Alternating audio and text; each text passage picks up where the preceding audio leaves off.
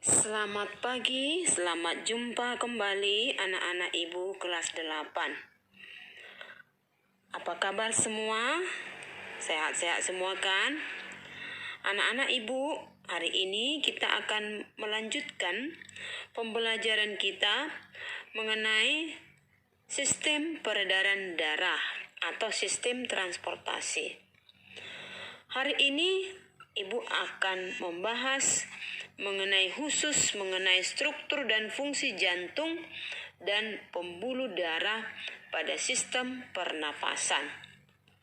Nah, minggu yang lalu kita sudah belajar bagaimanakah struktur darah dan bagaimanakah komposisi darah kita. Maka sekarang mari kita lihat bagaimanakah struktur dan fungsi jantung dalam sistem peredaran darah, bagaimanakah darah itu mengalir mulai dari jantung ke seluruh tubuh. Ibu harap kalian perhatikan dengan baik-baik, berkonsentrasi, simak video ini dengan sebaik-baiknya supaya kalian tidak ketinggalan pelajaran. Nah, anak-anak ibu, perhatikan video yang mengenai struktur jantung dan sistem peredaran darah pada manusia. Nah, bagaimanakah struktur dan fungsi sistem peredaran darah pada manusia? Kita lihat yang pertama, kita lihat dulu bagaimanakah struktur daripada jantung dan bagaimanakah struktur daripada pembuluh darah. Kita lihat jantung. Jantung itu gunanya adalah untuk memompa darah ke seluruh tubuh. Darah dapat mengalir ke seluruh tubuh karena di dalam tubuh kita terdapat organ yang berfungsi sebagai pemompa darah, yaitu jantung.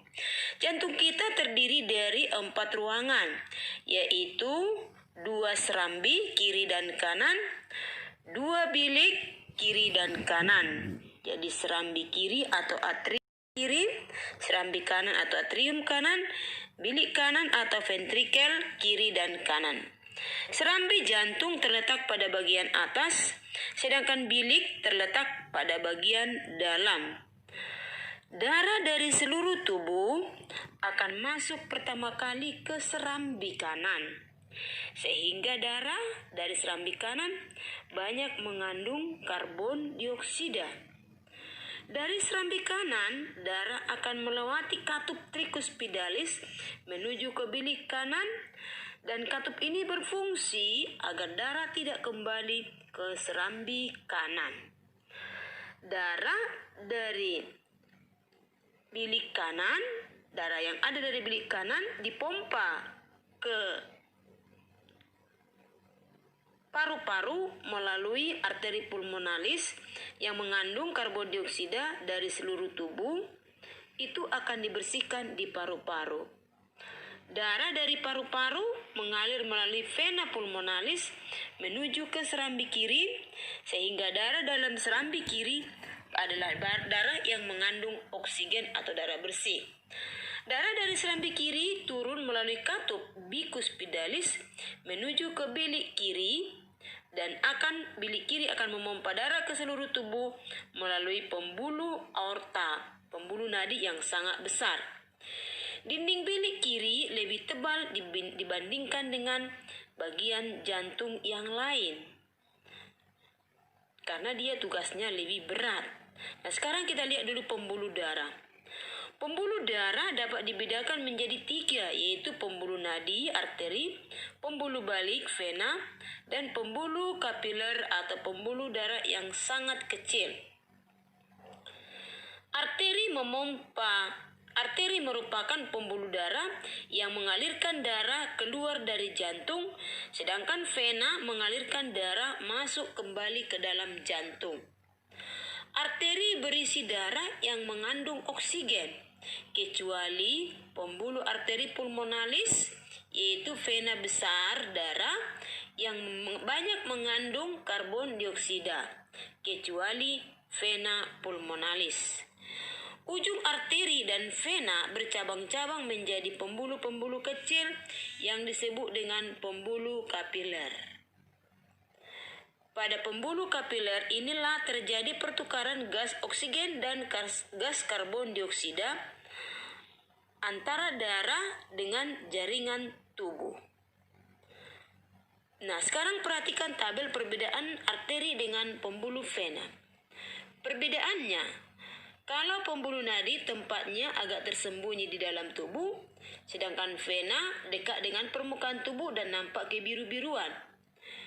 Dinding pembuluh arteri tebal, kuat dan elastis, sedangkan vena tipis dan tidak elastis. Nah, aliran darah pada pembuluh nadi atau arteri meninggalkan darah, sedangkan vena selalu menuju ke jantung. Sedangkan denyutnya pada arteri terasa, pada nadi, pada vena tidak terasa. Satu pada arteri, satu hanya pada pangkal jantung, sedangkan pada vena banyak di sepanjang pembuluh. Nah, pembuluh arteri membawa darah yang keluar dari jantung itu adalah memancar, sedangkan kalau pembuluh vena tidak memancar. Nah, inilah perbedaan antara pembuluh arteri dengan pembuluh vena. Ya, coba kalian perhatikan dengan bagus-bagus ya. Nah, sekarang kita lihat dulu bagaimanakah peredaran darah pada manusia. Peredaran darah manusia termasuk peredaran darah tertutup. Kenapa? Karena darah selalu mengalir pada pembuluh darah yang selalu tertutup. Setiap berdebar, darah melewati jantung 2 kali sehingga disebut peredaran darah ganda. Sedangkan peredaran darah ganda itu dikenal dengan peredaran darah kecil dan peredaran darah besar. Peredaran darah kecil merupakan peredaran darah yang dimulai dari jantung bilik kanan menuju ke paru-paru, kemudian kembali lagi ke jantung serambi kiri. Inilah peredaran darah kecil. Sedangkan peredaran darah besar adalah peredaran darah dari jantung bilik kiri ke seluruh tubuh, kemudian kembali ke jantung lagi ke bagian serambi kanan. Inilah peredaran darah besar pada manusia. Nah, sekarang kita lihat dulu frekuensi denyut jantung kita. Maksudnya itu, berapakah kira-kira, berapa kalikah jantung kita berdebar itu dalam 1 menit atau dalam 1 detik. Nah, peredaran frekuensi jantung kita itu tergantung kepada kegiatan atau aktivitas tubuh. Orang yang melakukan banyak aktivitas tubuh memerlukan banyak sumber energi berupa glukosa dan oksigen dibandingkan dengan orang yang tidak melakukan aktivitas seperti duduk atau tidur. Untuk memenuhi kebutuhan sumber energi dan oksigen tersebut, jantung harus memompa darah lebih cepat. Yang kedua adalah jenis kelamin. Biasanya pada laki-laki frekuensinya denyut jantungnya itu lebih tinggi dibandingkan daripada wanita.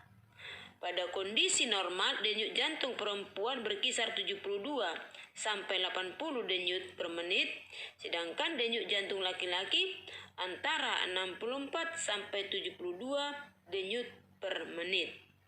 Nah, itu tergantung. Jadi denyut jantung wanita lebih cepat daripada laki-laki. Nah, yang ketiga adalah suhu tubuh.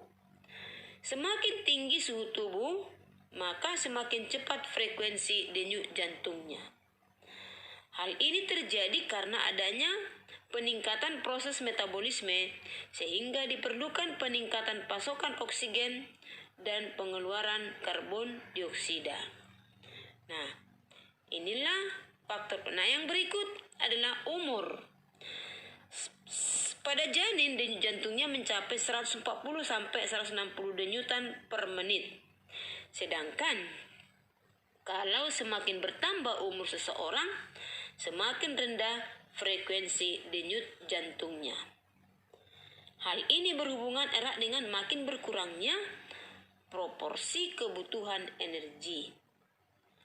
Nah, itulah kira-kira frekuensi denyut jantung kita. Berdenyutnya jantung seseorang secara normal tergantung kepada keseimbangan komposisi ion-ion dalam tubuhnya. Ketidakseimbangan ion dapat menyebabkan bahaya bagi jantung. Nah, demikianlah pelajaran IPA kita pada hari ini mengenai sistem pencernaan makanan. Semoga kalian dapat lebih memahaminya. Ulang-ulang videonya supaya kalian lebih mantap untuk ujian di hari-hari yang akan datang. Sekian dan terima kasih. Salam sehat.